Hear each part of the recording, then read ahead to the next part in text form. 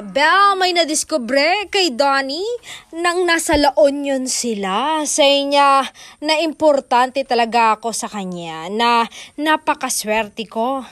Hindi talaga siya umalis sa tabi ko nung nagsisurf ako. Talagang binabantayan niya ako kasi naman hindi ako pang dagat pero nagustuhan ko na dahil sa pagsisurf. Kaya tila may bago na naman akong hobby at kami ni Donnie.